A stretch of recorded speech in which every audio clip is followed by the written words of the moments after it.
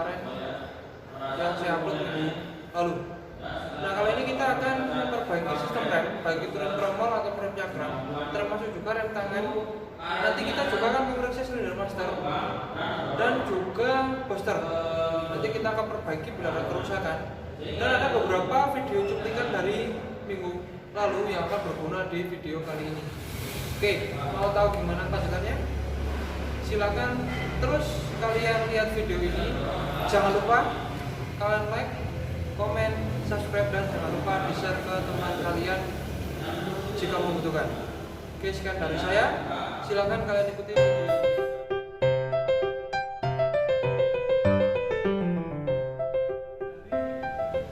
Tromol rem belakang ini, kalau kalian susah bukanya, silakan pakai baut atau mur. Silakan kalian masukkan ke sini. Silakan dikencangkan sampai nanti tromolnya longgar.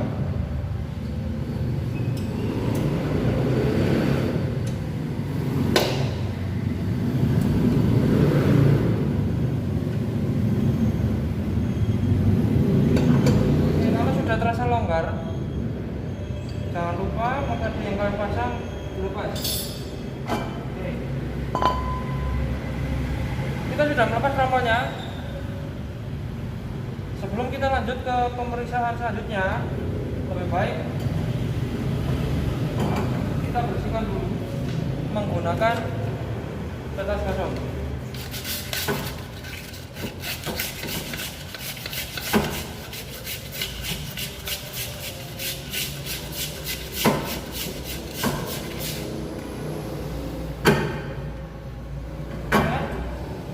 Untuk membersihkan debu yang sudah kita gosok tadi, jangan sampai kalian memakai angin bertekanan karena debunya akan berbahaya sekali.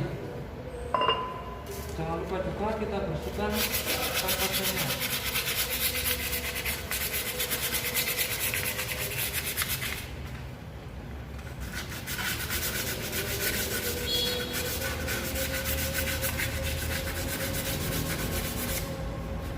Oke, setelah kita bersihkan, selanjutnya kita akan membongkar dari rem tromol ini.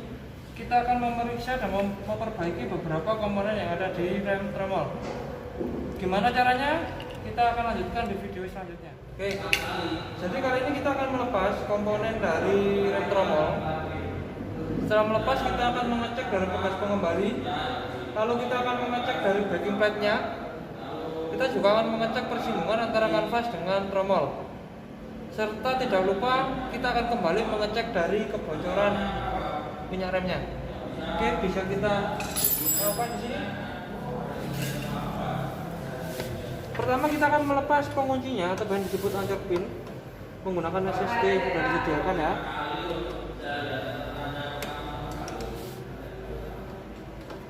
Kita lepas.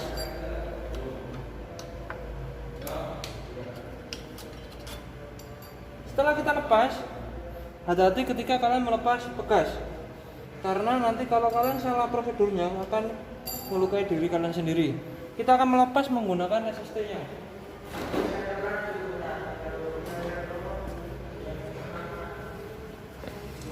Oke, kita akan lepas.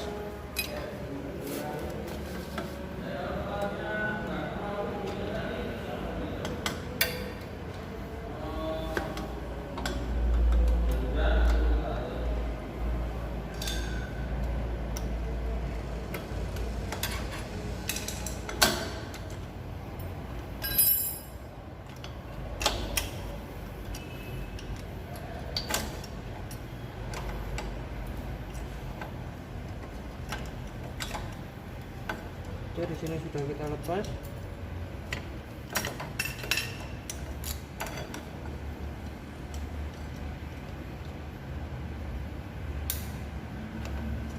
Oke, kita cek dulu dari pegas pengembalinya. Secara visual dia mengalami distorsi atau rota atau tidak. Ternyata dia masih baik, jadi masih bisa kita gunakan.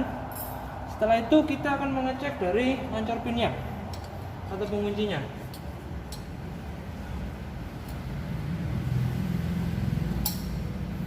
Oke, ketika kita periksa ternyata dia masih dalam kondisi baik dan masih bisa kita pakai. Nah setelah itu kita juga akan memeriksa dari seal pistonnya dan keadaan dari pistonnya sendiri. Gimana caranya? Kita lanjutkan setelah video berikut ini. Jadi kita akan memeriksa persinggungan dari kanvas rem dengan tromolnya.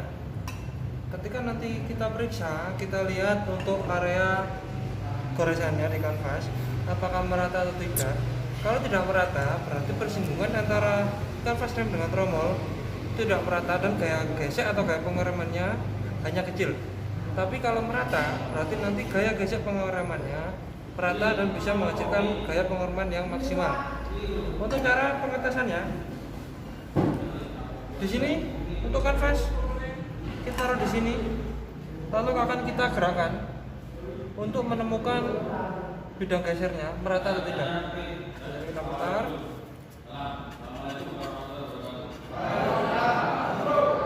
Oke, setelah kita putar, kita lihat pada bidang remnya untuk persinggungannya dia rata atau tidak. Kita periksa secara visual, ternyata di sini rata dan tidak usah memerlukan pergantian kanvas atau tidak usah melakukan penggantian dari tromol. Oke, selanjutnya setelah ini kita periksa, kita singkirkan dulu. Kita akan memeriksa dari piston remnya sendiri. Tadi sudah saya lepas. Tadi kita periksa secara visual untuk kondisi pistonnya. Di sini kondisi pistonnya masih bagus, tidak ada goresan, jadi masih bisa digunakan. Untuk piston yang kedua juga masih bagus. Untuk sealnya, di sini kita lihat tidak ada kebocoran. Dia masih bisa mencegah kebocoran minyak rem. Dan untuk seal luarnya kondisinya juga masih bagus. Untuk pegasnya sendiri kondisinya juga masih bagus. Setelah ini kita akan melakukan pengamatan dari kebocoran selang rem, bocor atau tidak. Ternyata kita akan memeriksa kondisi dari sepatu rem serta ketebalannya. Jadi untuk memeriksa kondisinya kita bisa menggunakan metode visual. Jadi hanya kita lihat dan kita cek.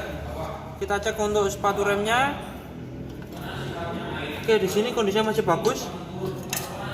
Setelah itu kita akan melakukan pengukuran dari ketebalan sepatu rem ini menggunakan jangka sorong atau biasa disebut vernier caliper dengan ketelitian 0,05 mm. Oke, jadi di sini sudah disediakan cowakan untuk kita mengukur dari ketebalannya. Setelah kita dapat ukurannya, jangan lupa dikunci. Setelah itu kita baca. Oke, di sini pembacaannya adalah 2,90 mm. Jadi ketebalan kanvas yang ini adalah 2,90 mm. Untuk yang satunya sama, kita ukur di cowakannya sini.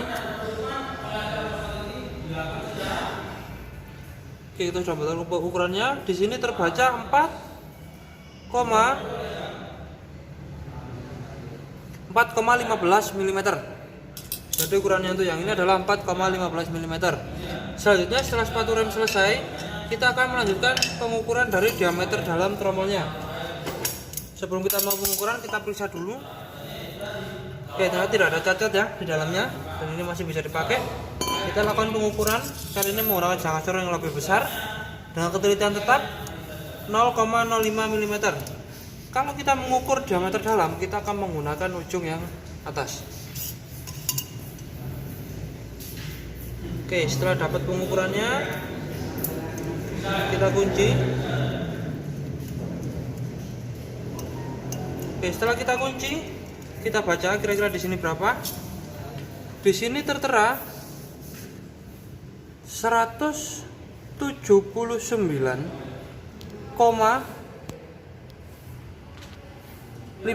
mm. Jadi pembacanya adalah 179,15 mm. Oke, jadi kita telah selesai untuk melakukan pengecekan dan pengukuran dari tromol dan sepatu rem. Setelah itu kita akan melakukan pembersihan dari kanvasnya. Kita bersihkan pakai pakai kertas gosok.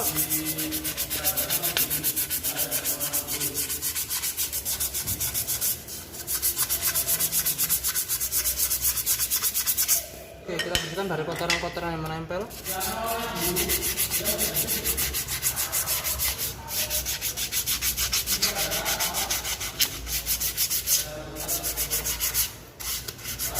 Oke, setelah kampasnya kita bersihkan, kita membersihkan juga bagian dalam tromolnya. Selesai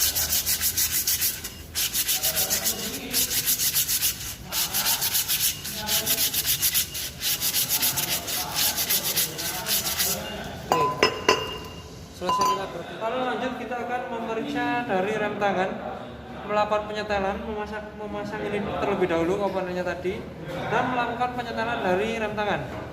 Untuk videonya bisa kita lanjutkan setelah ini. Oke, jadi silakan lihat video selanjutnya. Jadi kali ini kita akan melakukan prosedur penyetelan dari rem tangan.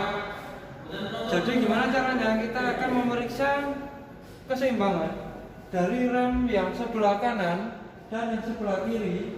Itu nanti kita akan menyetelnya bersama-sama. Jadi itu syaratnya kalau di mobil ini 7 atau sampai 10 itu harus sudah mengunci remnya. Jadi sekarang kita lihat, kita coba angkat rem tangannya satu level.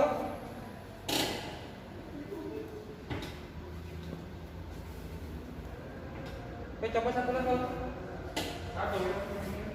Oke, yang sebelah kanan dia masih bisa berputar. Kita coba lihat sebelah kiri. Oke, di sini juga masih berputar. Level 2. Oke, dia di sini agak seret. Kita pindah sebelah sini lagi. Lanjut lagi. Level 3. Oke, masih. Lanjut lagi. Level 4. Oke, sudah lumayan keras. Kita coba sebelah sini. Oke, sama 5.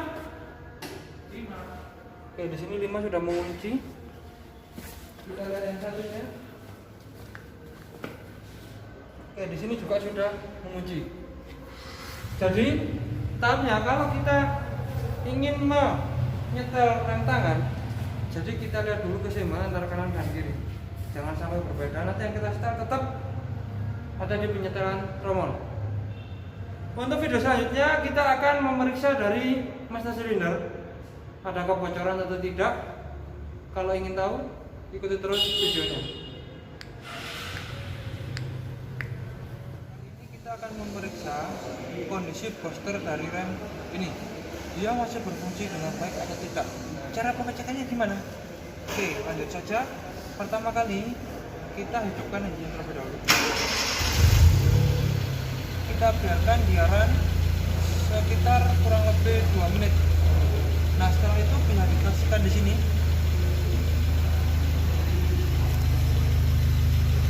Kalau engine sudah dirasa cukup berputar selama 2-3 menit, langkah selanjutnya adalah kita coba menekan pedal rem itu dengan tenaga normal.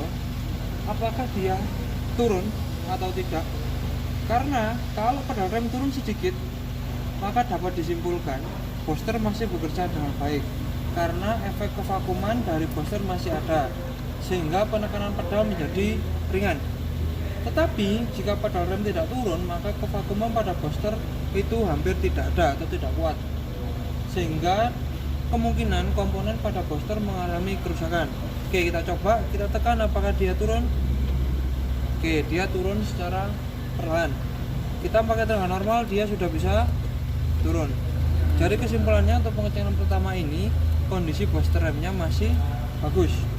Lalu yang kedua, kita lakukan pengecekan berikutnya. Pertama, matikan mesinnya. Ketika engine dalam keadaan mati, oke, kita tekan pedal remnya. Lalu kita hidupkan engine-nya dan masih kita tahan pedal remnya. Kita coba apakah nanti pedal remnya turun atau tingginya berubah atau tidak. Oke, mari kita cek.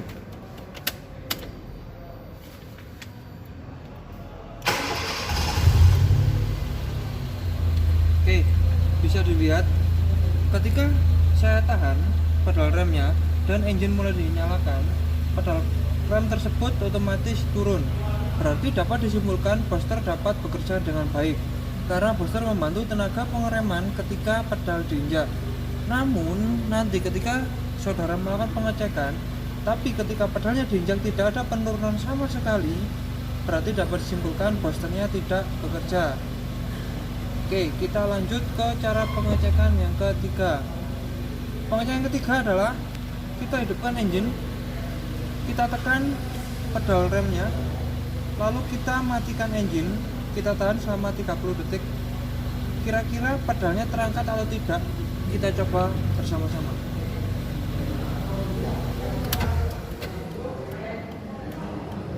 Oke, bisa disaksikan ketika engine hidup saya tahan lalu saya matikan engine-nya, pedal remnya tidak mengalami perubahan sama sekali. Berarti bisa disimpulkan kalau boosternya masih ada sisa-sisa kevakuman. Tapi kalau ketika kita posisikan seperti ini pedalnya terangkat menjadi ringan, berarti kevakuman sudah hilang dan boosternya bisa jadi mengalami kerusakan. Oke, ini adalah cara pengecekan dari booster rem. Untuk pengecekan selanjutnya kita lakukan setelah ini. Oke, jadi kali ini kita akan memeriksa dari silinder master. Yang pertama yang kita periksa adalah tentang ketinggian dari minyak rem atau fluidanya. Yang kedua kita akan memeriksa kebocoran internal. Dan yang ketiga kita akan memeriksa tentang kebocoran eksternal. Gimana langkahnya? Oke, jadi yang pertama kita akan memeriksa ketinggian dari minyak rem. Nah, di sini ada reservoir tepat di atas motor silinder. Kita gunakan lampu atau penerangan untuk melihat ketinggian dari minyak remnya. Nah, di sini ada indikator minimal dan ada juga indikator maksimal. Jadi kita lihat untuk sesuai standarnya ketinggian fluida itu harus berada di tengah-tengah antara minimum dan maksimum. Jangan sampai di bawah minimum atau jangan sampai terlalu banyak. Jadi kalau ini kita periksa, ternyata dia ada di batas bawah minimal. Jadi apa yang harus kita lakukan? Yang harus kita lakukan adalah menambahkan minyak remnya. Oke. Jadi kita ambil dulu minyak remnya.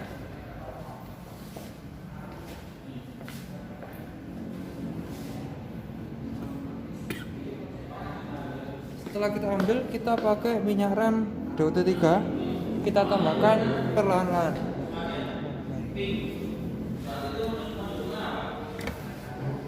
Yang kita tambahkan sampai pada posisi maksimum.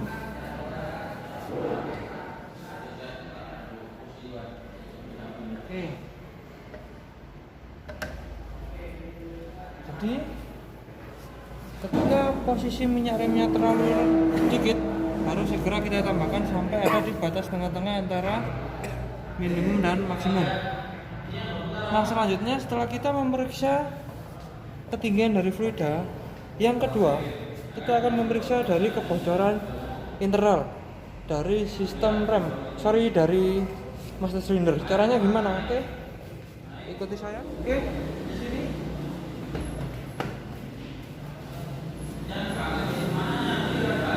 Oke, jadi sekarang kita akan memeriksa dari kebocoran internal master cylinder. Gimana caranya? Kalau menurut di buku unjuk kerja, kita harus menekannya, lalu kita periksa apakah ketegasannya nanti hilang atau tidak. Jika hilang, dan ketika kita lepas dia kembali berangsur-angsur, berarti terjadi kebocoran internal pada silinder master. Oke, sekarang kita cek ke bawah.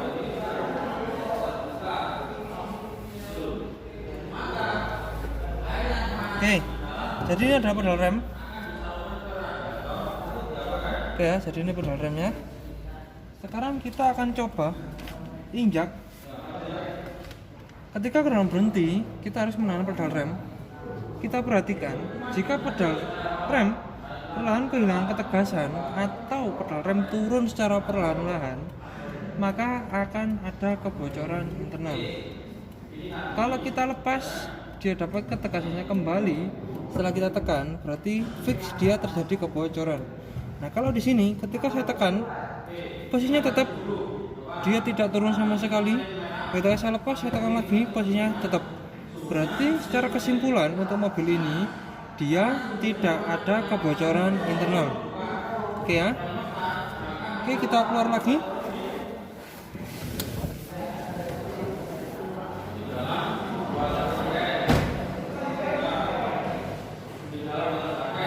Oke, jadi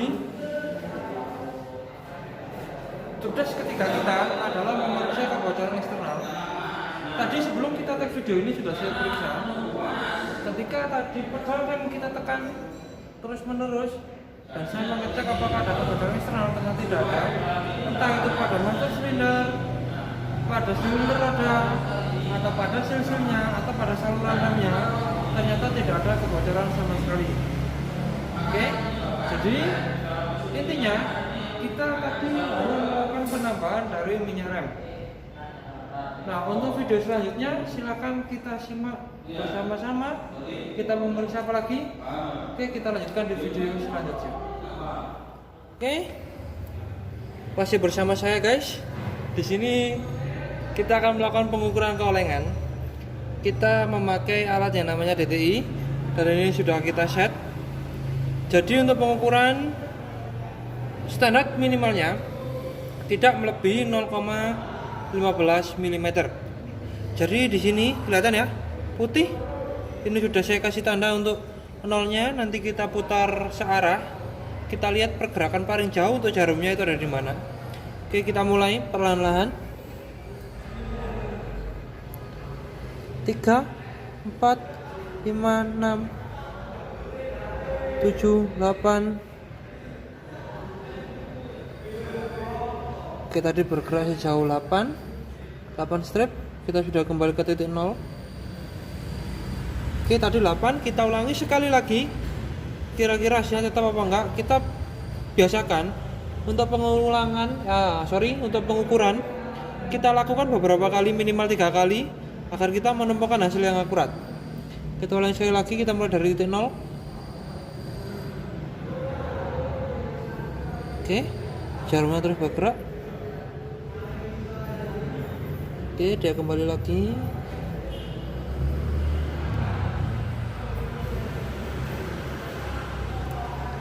Oke, kita kembali ke titik 0 lagi. Pengukuran yang kedua tetap ada di strip ke-8. Kita ulangi satu kali lagi, yang terakhir.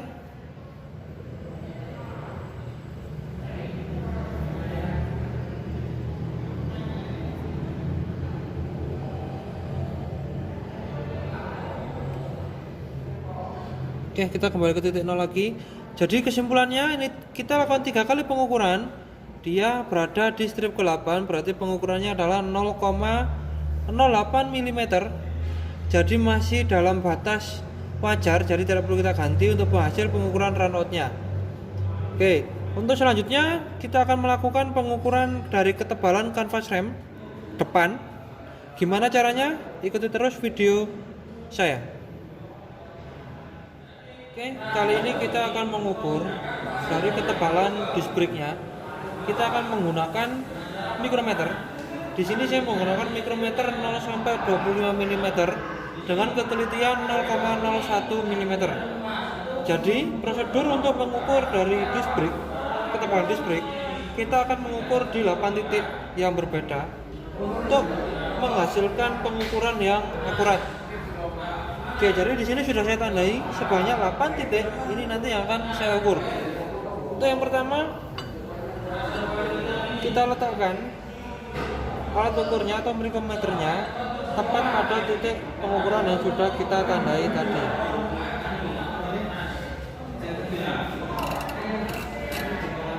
Oke, jadi di sini jangan lupa dikunci. Setelah itu kita baca.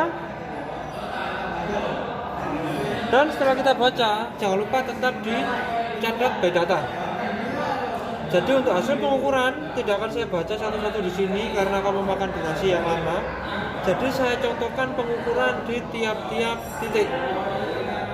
Untuk spesifikasi dan syaratnya nanti juga akan saya bacakan di akhir.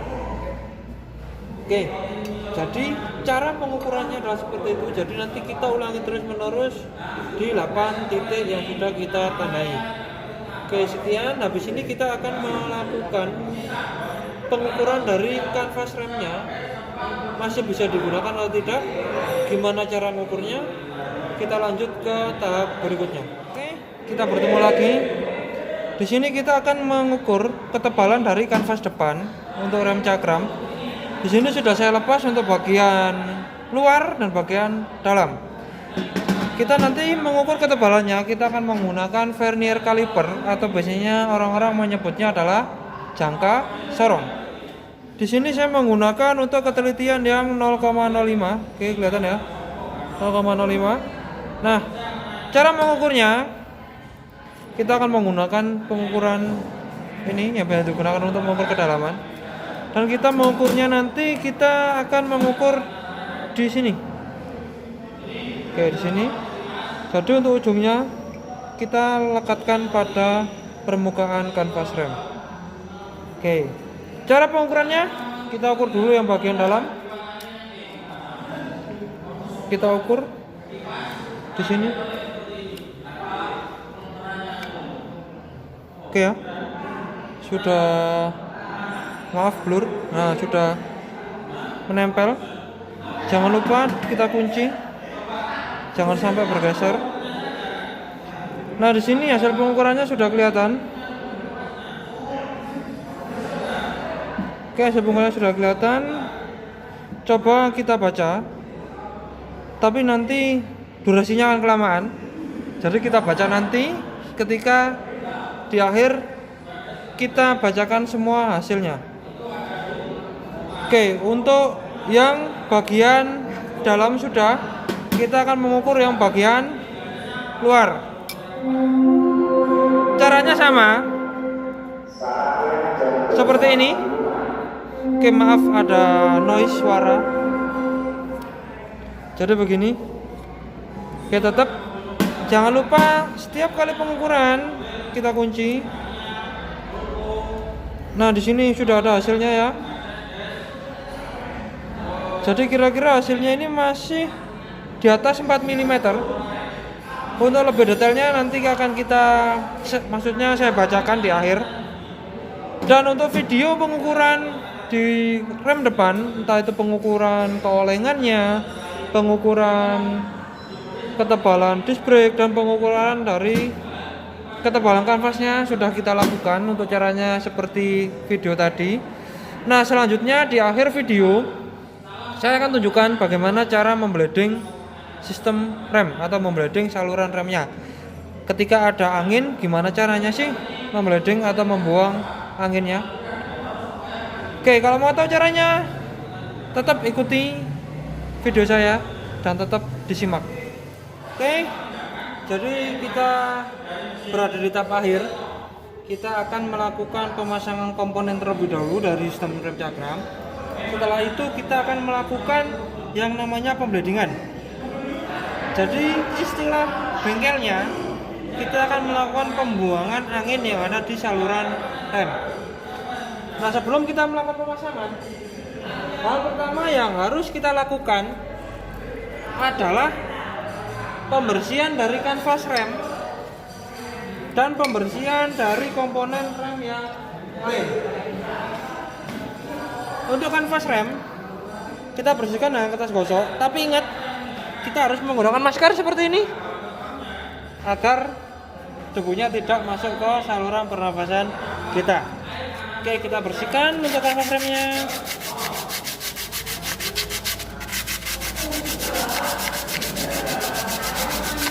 Oke, debunya banyak ya. Oke, yang satunya juga kita bersihkan.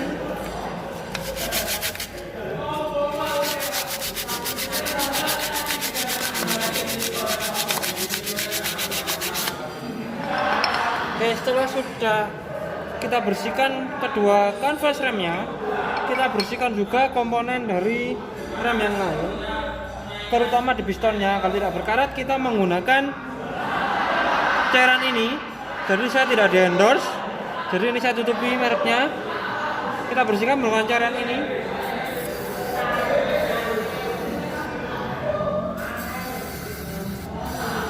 Oke, jangan lupa juga dibersihkan dari disc brake-nya.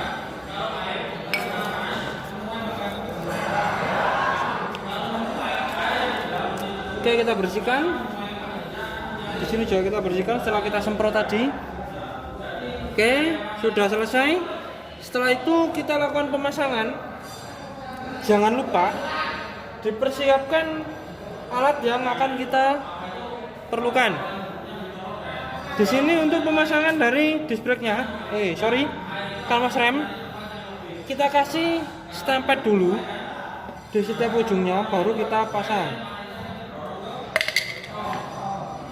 Oke, kita kasih stempet dulu.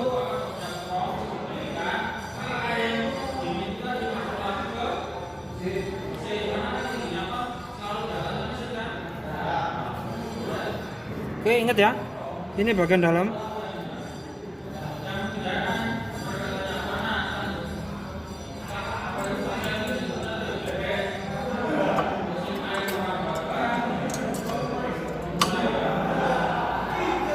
Dan bagian luar jangan lupa juga kita kasih stempet.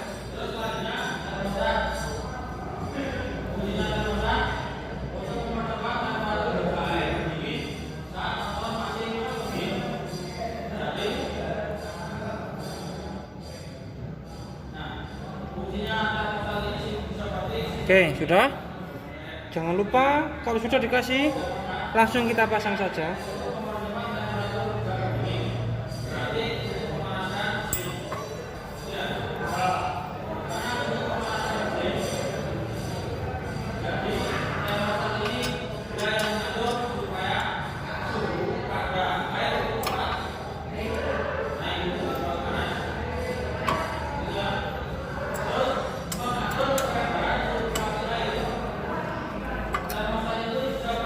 Oke, masangnya agak sulit, sorry.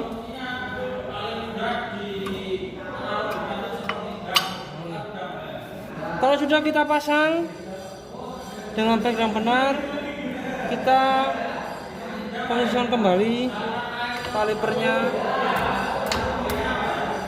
Setelah gini, apakah sudah selesai? Belum. Jadi setelah ini kita akan melakukan penguncian yang ada di sini yang sudah kita lepas tadi. Menggunakan ini. Oke. Kita persiapkan juga kunci shock 12 untuk melakukan pengencangan pada baut ini. Oke, kita pasang dulu.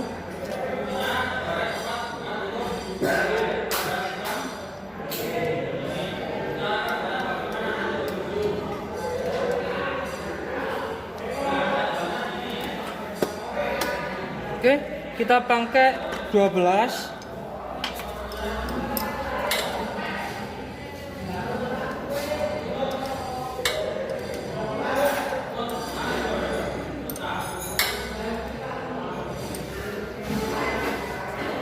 Oke, kalau sudah kencang, pakai menggunakan kunci pas ring, kita gunakan kunci shock untuk menambah kencangannya, tapi jangan sampai berlebihan.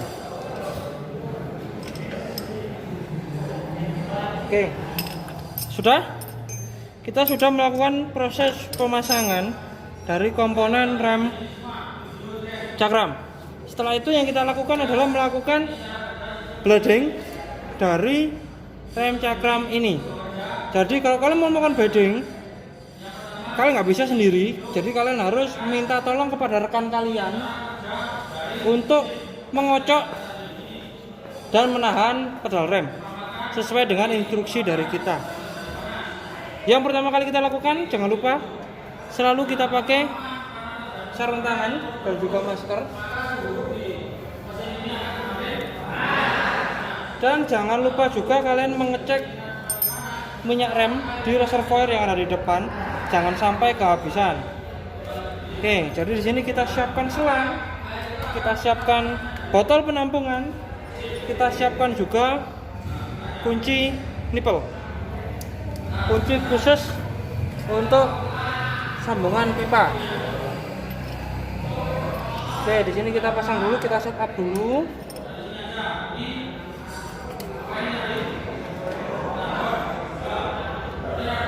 Oke, setelah kita lakukan pengesetan, kita akan melakukan langkah pembladingan. Oke, mohon maaf ini tadi bocor. bocor, bukan bocor minyak remnya, tapi bocor alat pembersih kita tadi ini. Oke, kalau sudah kita set seperti ini, jangan lupa kalian bilang ke teman kalian, koordinasi ke teman kalian. Kocok, tahan. Oke, kita coba buka. Oke, terlihat ya alirannya. Kocok, tahan. Oke, kocok. Oke, jadi di sini bisa kita simpulkan seperti tadi adalah cara pembeldingan. Kalau yang kita contohkan ini, dia sudah tidak ada rongga udara, jadi tidak perlu kita lakukan perbandingan lebih lanjut. Tapi nanti ketika di sini ada rongga udara, berarti kita harus memblading atau mengeluarkan udaranya sampai benar-benar tidak ada udara di dalam saluran ini. Contohnya seperti ini. Oke, berarti cara pembladingan sudah selesai.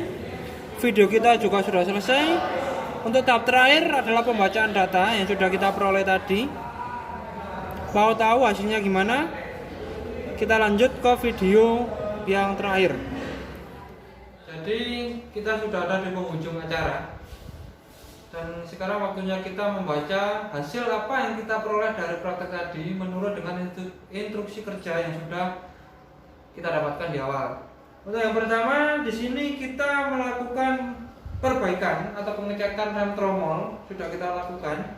Yang pertama adalah mengukur diameter tromol. Untuk hasil yang kita dapatkan untuk mengukur diameter tromol adalah 179,15 mm dan untuk standarnya adalah maksimal 228 sampai 230 mm. Jadi tromol yang kita periksa itu masih dalam kategori bagus.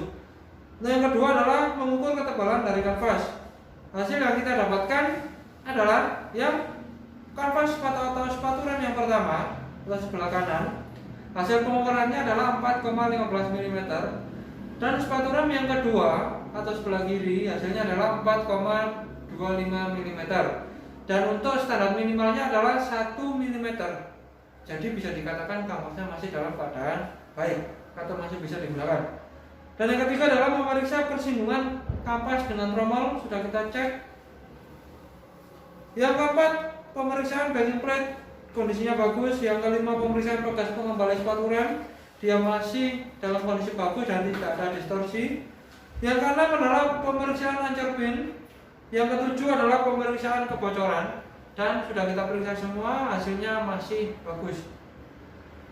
Oke, itu tadi adalah untuk rem tromol. Yang selanjutnya adalah untuk rem cakram.